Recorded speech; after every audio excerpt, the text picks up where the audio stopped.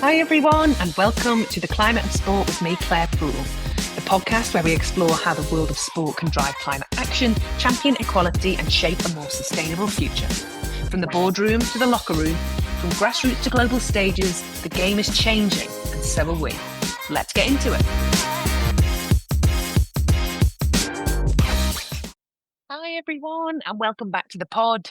It's brilliant to be with you, actually from a hotel room in Bern, Switzerland, where I am currently speaking at a conference this week and doing some meetings. It's wonderful to be with you. I'm delighted to get into some chat for this week. It was, of course, the week that humans did a lunar flyby. It saw human beings, the humankind, traveling further from Earth than any other humans have done before. We're still here trying to make sense of what's actually going on Earth while they're doing that, but we can't not talk about how incredible the images are. NASA called one of the most iconic images Earthset, a play on words because the image is reminiscent of the iconic Earthrise image, of course, taken by astronaut Bill Anders 58 years ago as the Apollo 8 crew flew around the moon. I don't know about you, but the images are such an incredible reminder to me of how fragile the Earth's atmosphere actually is. Seeing those images, seeing this incredible moment this week, of course, got me to thinking what was happening in both sport and climate in 1968 when the Earthrise image was taken. So let's hit sport first. In 1968, it was the Summer Olympics held in Mexico City in October of that year, the first games to be hosted by a Latin American nation.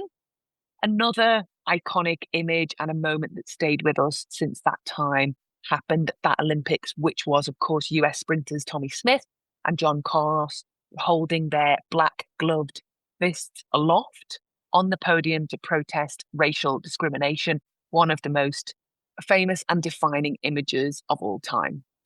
Dick Fosbury from the US obviously won the high jump using his revolutionary, unconventional at that time jumping style, which has now become the standard technique of the Fosbury flop.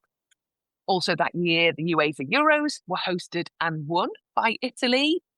They're probably looking back at that now, thinking they wish the era was still there. Italy, of course, knocked out of the FIFA Men's World Cup just a few days ago by Bosnia and Herzegovina. So happier days for them in terms of their footballing prowess in the 60s.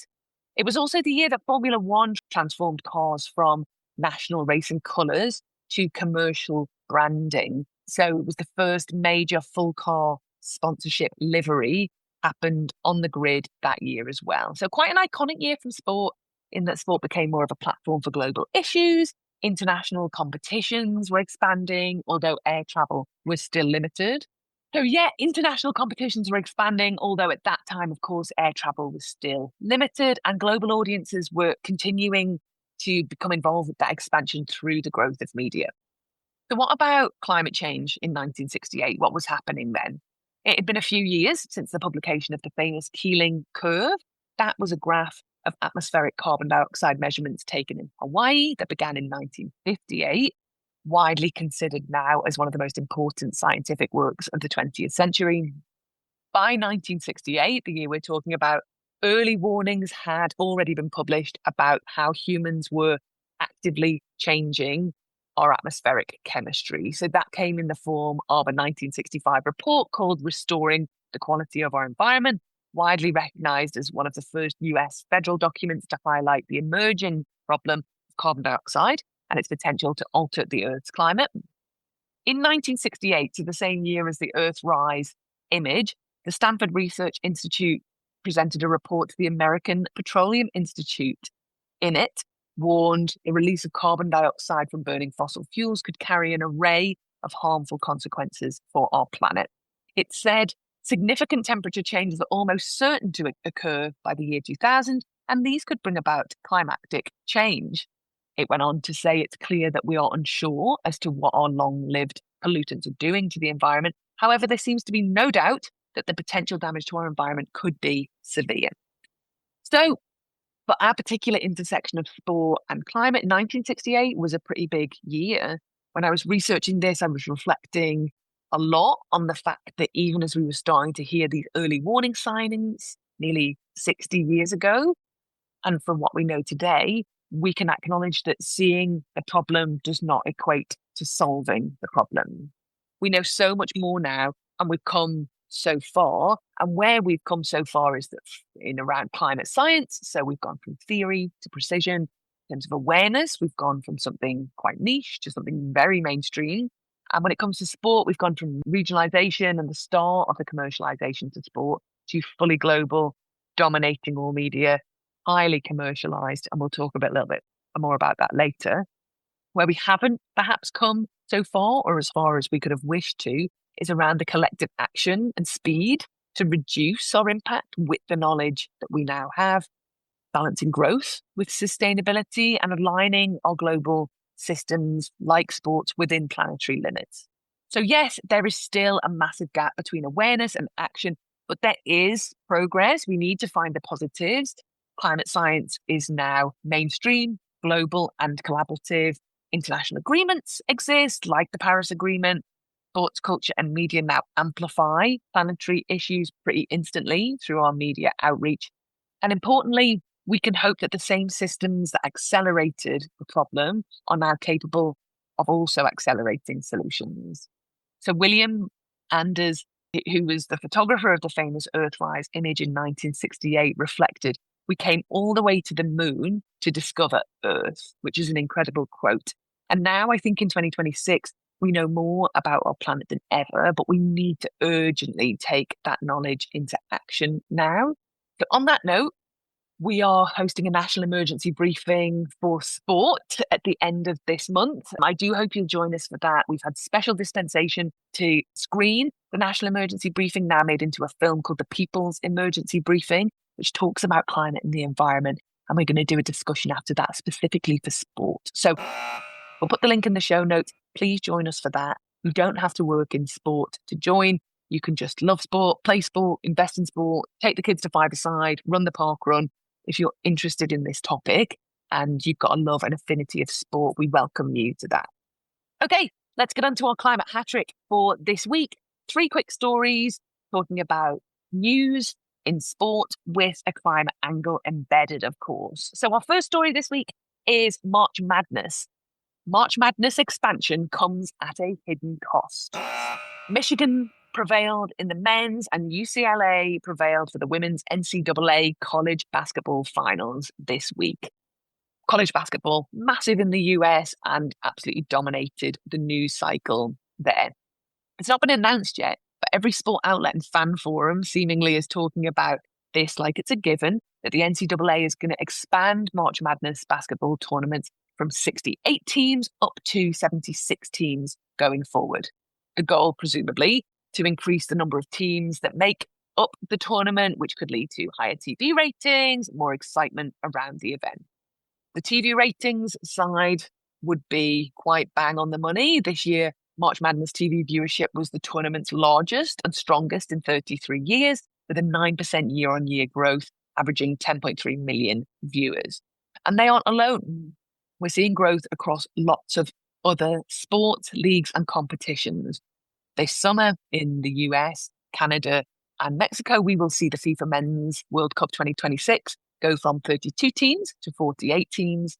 The WNBA, the Women's National Basketball Association in the US, their league, got 2 new teams joining this year, Toronto Tempo and Portland Fire, and their long-term growth is to grow from 13 to 18 teams by 2030. We are also seeing existing leagues targeting audiences in new markets. So taking what is a sport existing in one country, one nation, one area, and taking those into other territories in terms of growth. So we're seeing that across the Premier League, the NFL, the NBA, Serie A, Ligue 1, and others. Growth in sport is really exciting, but it comes with a hidden cost. Previous research, for example, with March Madness has shown up to 80% of emissions are connected to travel. And those emissions and that number includes the pod system, which was integrated and designed to keep teams closer to home for the first and second rounds. So as sports grow, so do the emissions relating to fan travel. If sustainability isn't clearly considered and integrated into these expanding competitions, leagues, tournaments, the very systems that make sport global and thrilling are also pushing the climate towards its limits. So we need awareness, we need smarter planning and collective action in sport to go some way to make growth part of the solution, not just the problem. But we also need to keep asking ourselves, how much growth is too much growth? Story 2, marathons, big sprint forward. World Athletics have announced this week that a major restructuring of its marathon competition is underway, with plans for a dedicated World Marathon Championship set to debut in 2030. The inaugural host city is looking likely to be Athens in Greece, home of the marathon, of course. The new championship will be annual, with men's and women competing in alternate years. Alessio Punzi, head of running and mass participation at World Athletics, said on LinkedIn that there are 2 main reasons for this change. Firstly, climate change making it difficult to find good hosts for an endurance event in late August and early September. Lots of awesome cities vying to host track and field, he says, but the marathon is a different beast. The second reason he gives for the change is economics.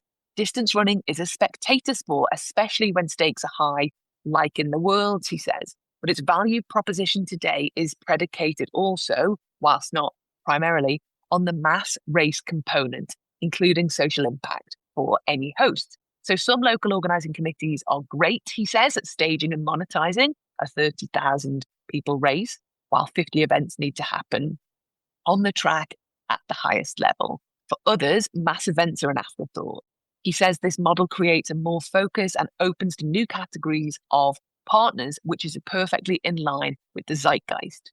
Taken together, this marks another shift for our global sporting calendar and way of thinking. The marathon is no longer being treated as just another discipline within athletics, but as a standalone ecosystem with its own hosting logic, revenue model, and audience.